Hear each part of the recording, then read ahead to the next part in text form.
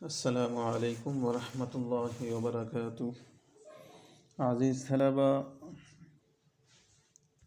گزشتہ لیسن میں ہم نے حقوق العباد کے حوالے سے والدین کے حقوق، اولاد کے حقوق یہ پڑھے تھے۔ آج ہم میاں بیوی کے حقوق۔ میاں بیوی یہ خاندان کی بنیادی اکائی ہیں، معاشرے کی بنیادی اکائی ہیں۔ پورا معاشرہ اس کی بنیاد میاں بیوی ہی ہیں۔ زوجین کے تعلقات اگر خوشگوار ہوں گے تو اس کا تعلق صرف ان دو افراد پر ہی نہیں ہوگا یا ان کی زندگی کے اوپر ہی، بلکہ اس سے دو خاندان وہ خوش اور شادمان رہیں گے۔ لیکن اگر ان کے تعلقات اچھے نہیں ہیں تو یہ پھر بہت سارے رشتوں کو کمزور کر دیں گے۔ تو ہر ایک کے حقوق متعین ہیں، یعنی بیوی کے جو حقوق ہیں وہ میاں کے فرض ہیں اور میاں کے جو حقوق ہیں وہ بیوی کے فرائض ہیں۔ تو قرآن نے کہا کہ وَلَهُنَّ مِثْلُ الَّذِي عَلَيْهِنَّ بِالْمَعْرُوفِ وَلِلرِّجَالِ عَلَيْهِنَّ دَرَجَةٌ، یعنی اسلام نے دونوں کا، عورتوں کا بھی حق ہے جیسا کہ مردوں کا ان پر حق ہے، اور دستور کے موافق اور مردوں کو عورتوں پر فضیلت ہے۔ ایک دوسرے کے حق دونوں پر ہیں جن کو انہوں نے ادا کرنا ہے، یعنی کہ فرض۔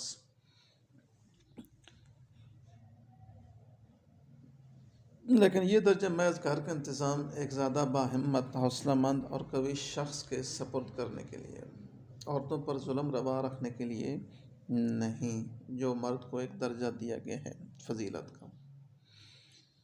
اسلام ہی وہ واحد دین ہے جس نے خواتین کا شرف بحال کیا، ماں کی حیثیت سے اس کو عزت دی، بیوی کی حیثیت سے، بیٹی کی حیثیت سے۔ نبی کریم علیہ السلام بیوی کے ساتھ حسن سلوک اور خیر اور اچھائی کا معیار آپ نے کیا بتایا؟ آپ نے فرمایا خیرکم خیرکم لأہلہ وانا خیرکم خیرکم لأہلی، تم میں سے بہتر وہ شخص ہے جو اپنی بیوی کے ساتھ اچھا ہے، اور میں تم سب سے بہتر اس لیے ہوں کہ میں اپنی بیویوں کے لیے اچھا ہوں۔ ایک بار صحابہ نے دریافت کیا کہ یا رسول اللہ، بیوی کا اپنے شوہر پر کیا حق ہے؟ تو آپ نے فرمایا جو خود کھائے اسے کھلائے، جیسا خود پہنے ویسا اسے پہنائے، نہ اسے تھپڑ مارے نہ اسے بھلا کہے۔ آپ کو اتنا خیال تھا کہ حجۃ الوداع جیسے اہم ترین خطبے میں بھی بیویوں کے متعلق ان کی اچھی صفات بھی بیان کی اور فرمایا فالصالحات قانتات حافظات للغیب، جو عورتیں نیک ہیں، اطاعت گزار ہیں، نگہبانی کرتی ہیں، اور حافظات یعنی حفاظت کرتی ہیں، للغیب شوہر کی عدم موجودگی میں اس کی حفاظت کرتی ہیں۔ تو جہاں مرد کو منتظم اعلیٰ کی حیثیت سے بیوی بچوں کی کفالت حفاظت کی ذمہ داری سونپی گئی ہے، وہاں عورت کو پابند کیا گیا کہ وہ مردوں کی وفادار، اطاعت گزار اور ان کی عزت کی محافظ بن کر رہے۔ حضور کا ایک ارشاد گرامی ہے کہ اگر میں اللہ کے سوا کسی اور کو سجدے کا حکم دیتا تو بیوی سے کہتا کہ وہ اپنے شوہر کو سجدہ کرے۔ ساتھ ہی شوہر کو نصیحت کی گئی کہ اپنے اختیارات کا ناجائز فائدہ اٹھاتے ہوئے بیوی پر سختی نہ کرو، بلکہ ان میں اگر کچھ خامیاں بھی پائی جاتی ہوں تو درگزر کرے اور اس کی خوبیوں کی قدر کرے، جیسا کہ ارشاد باری تعالی ہے سورہ نساء کی آیت نمبر 19 میں وَعَاشِرُوهُنَّ بِالْمَعْرُوفِ، اور گزارا کرو ان عورتوں کے ساتھ، یعنی زندگی گزارو ان عورتوں کے ساتھ نیکی کے ساتھ، اچھی طرح۔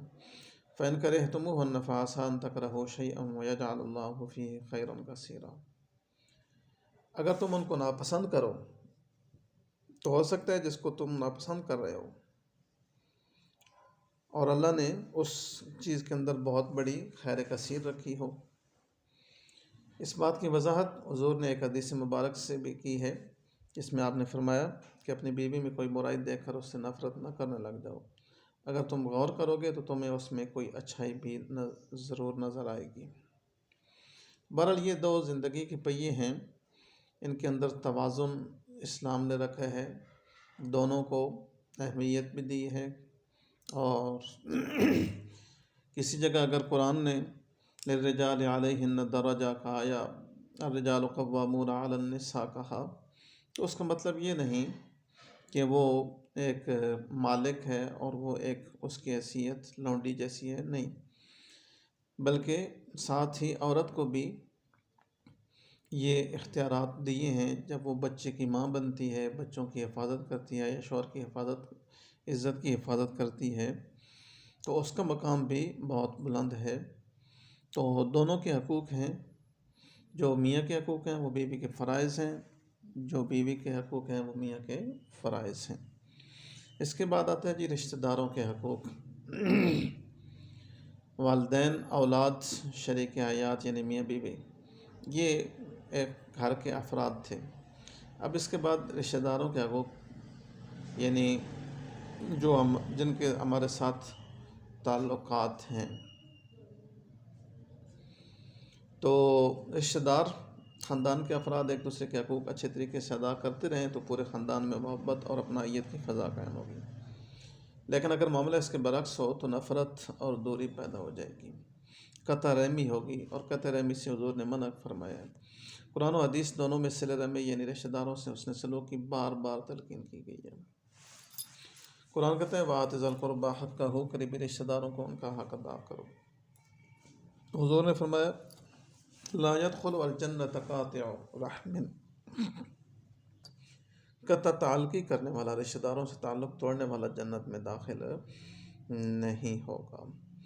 تو رشتہ داروں کے بہت سارے حقوق ہیں، احادیث میں اجابت الدعویٰ ایک ہے، اگر وہ دعوت دیں تو ان کی دعوت کو قبول کرنا ہے، ریجیکٹ نہیں کرنا۔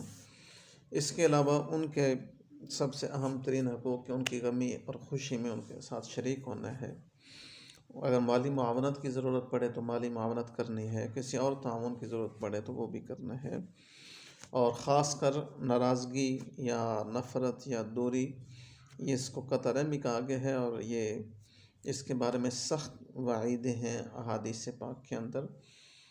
نبی کریم علیہ الصلوۃ والسلام کی ایک حدیث پاک ہے، حضور نے فرمایا کہ اللہ تعالیٰ نے جب عرش، جنت، کرسی، سب چیزیں پیدا کیں، جنت، زمین، آسمان، یہ ساری چیزیں بنا دیں، تو اللہ تعالیٰ نے رحم یعنی رحم مادر کو پیدا کیا، شکم مادر کو پیدا کیا۔ تو حدیث کے مطابق شکم مادر نے اللہ تعالیٰ کا دامن پکڑ لیا اور کہا کہ تو نے مجھے پیدا تو کیا ہے لیکن لوگ میرا خیال نہیں رکھیں گے، مجھے توڑ دیں گے، قطع تلقی کریں گے۔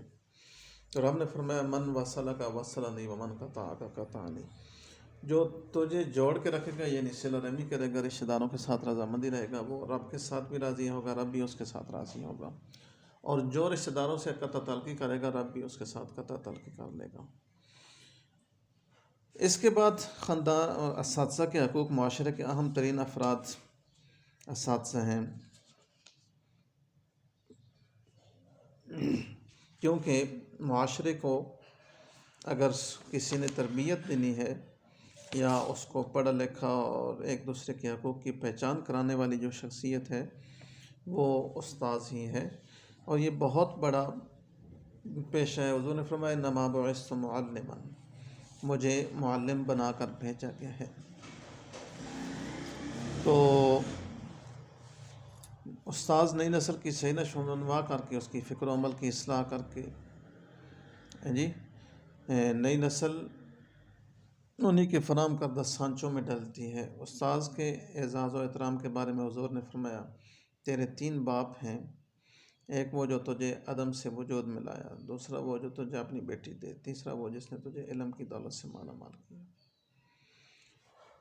اور حضرت علی المرتضیٰ رضی اللہ تعالی عنہ کے بارے میں بھی ایک قول ان سے مروی ہے من علمنی حرفا صرت لہ عبدا، لیکن ہم نے اس کو ایک عربک کی بک میں اس کے حوالے سے بھی پڑھا تھا، جو مامون الرشید تھا خلیفہ، اس نے اپنے استاذ کے سامنے یہ کہا تھا کہ من علمنی حرفا صرت لہ عبدا، کہ جس نے مجھے ایک حرف علم کا سکھایا میں اس کا غلام بن گیا۔ تو بہت بڑا مقام ہے. کیوں؟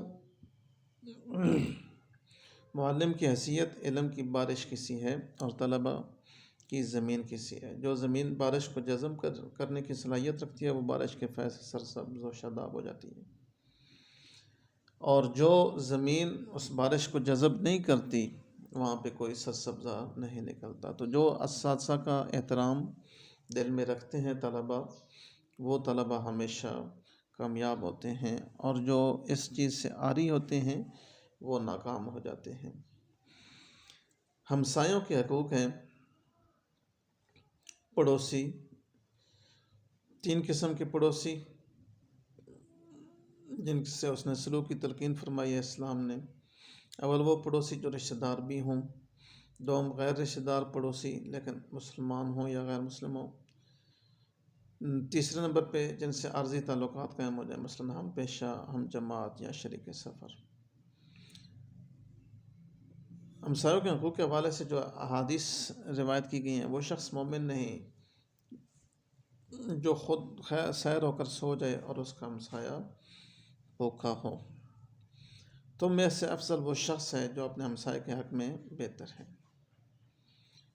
اگر پڑوسی کو مدد کی ضرورت پڑے تو اس کی مدد کرو، قرض مانگے تو قرض دو، محتاج ہو جائے تو اس کی مالی امداد کرو، بیمار پڑ جائے تو علاج کرواؤ، اور فوت ہو جائے تو جنازے کے ساتھ قبرستان جاؤ اور اس کے بچوں کی دیکھ بھال کرو. اگر اس سے کوئی اعزاز حاصل ہو تو اسے مبارکباد دو، اگر مصیبت میں مبتلا ہو جائے تو اسے ہمدردی کرو. بغیر اجازت اپنی دیوار اتنی اونچی نہ کرو کہ اس کے لیے روشنی اور ہوا رک جائے. کوئی میوہ یا سوغات وغیرہ لاؤ تو اسے بھی بھیجو.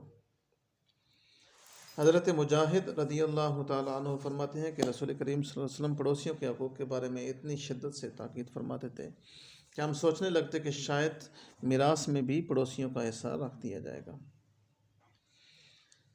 ایک دفعہ حضور کی محفل میں ایک عورت کا ذکر آیا کہ وہ بڑی عبادت گزار اور پرہیزگار ہے، دن میں روزے رکھتی ہے اور رات کو تہجد ادا کرتی ہے، لیکن پڑوسیوں کو تنگ کرتی ہے. آپ نے فرمایا وہ دوست کی ہے. ایک دوسری عورت کے بارے میں عرض کیا گیا کہ وہ صرف فرائض ادا کرتی ہے لیکن ہمسایوں کا حقوق خیال رکھتی ہے. حضور نے فرمایا وہ جنتی ہے. اچھا، پڑوسیوں میں غیر مسلموں کی بھی حقوق ہیں. تو اللہ تعالیٰ نے قرآن کریم کے اندر وضاحت فرما دی کہ کافر اور مشرک ہرگز مسلمان کے دوست نہیں ہو سکتے، لیکن اس کے باوجود اگر غیر مسلموں کے ساتھ اس نے سلوک سے پیش آنے کی ہدایت کی ہے. یہ خوبی صرف اسلام کی ہے کہ وہ غیر مسلموں کو مسلمانوں کے سے شہری حقوق عطا کرتے ہیں. جیسا کہ ارشاد باری تعالیٰ ہے سورہ مائدہ، وَلَا يَجْرِمَنَّكُمْ شَنَآنُ قَوْمٍ عَلَىٰ أَلَّا تَعْدِلُوا اعْدِلُوا هُوَ أَقْرَبُ لِلتَّقْوَىٰ. کسی قوم کی دشمنی کے باعث انصاف کو ہرگز نہ چھوڑو، عدل کرو، یہی بات زیادہ نزدیک ہے تقویٰ کے. اسلام چاہتا ہے کہ اس کے پیروکار غیر مسلموں سے ویسا ہی برتاؤ کریں جیسا کہ ایک ڈاکٹر مریض سے کرتا ہے. اسی حسن سلوک سے مسلمانوں نے ہمیشہ غیر مسلم اقوام کے دل جیتے ہیں. نیکسٹ ٹائم ہم انشاءاللہ اسی چیپٹر کی آگے معاشرتی ذمہ داریاں جو ہیں اس کے حوالے سے پڑھیں گے. آج کے لیے اتنا ہی کافی ہے. والسلام علیکم ورحمۃ اللہ وبرکاتہ.